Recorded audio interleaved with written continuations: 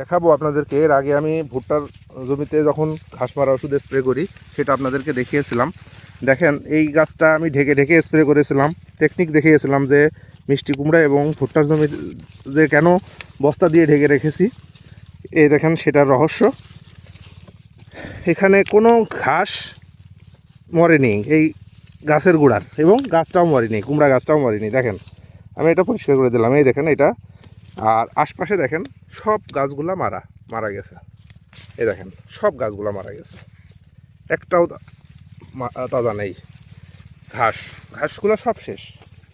এই দেখেন, কিন্তু কুমড়া গাছগুলো ঠিকই বেঁচে আছে। এই দেখেন, কিন্তু কুমড়া গাছের গোড়ার ঘাসগুলাও বেঁচে আছে।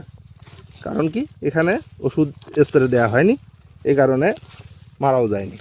এরকম সমস্ত জায়গায় ঘাস ছিল, কিন্তু এখন দেখেন সব মারা গেছে। এই দেখেন সব মারা গেছে। এই জন্য ইস্ট ওয়েস্ট কোম্পানির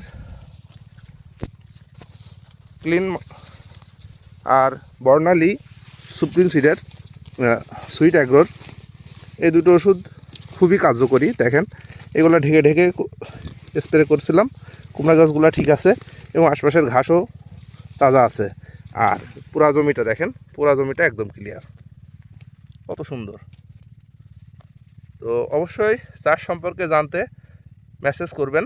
মেসেজে অবশ্যই আপনাদের পরামর্শ দিয়ে দেওয়া হবে, কোন ফসলের জন্য কি কি ব্যবহার করবেন বিস্তারিত অবশ্যই জানানো হবে। জমিটা পরিষ্কার হয়ে গেছে, এত পরিমাণে নোংরা ছিল এই জমিতে, ঘাসের চোটে চেহারা দেখাই যাচ্ছিল না, ফসল পা ফেলানো জায়গা ছিল না, সেখানে ঘাস একদম মরে শেষ।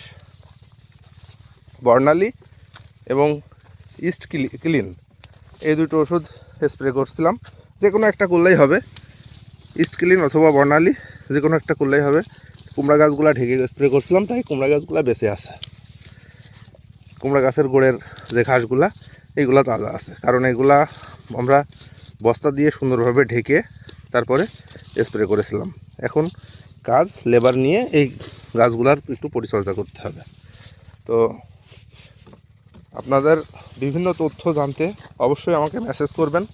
এই দেখেন কত সুন্দর কুমড়া গাছগুলা বেঁচে আছে আর ঘাসগুলা মারা গেছে।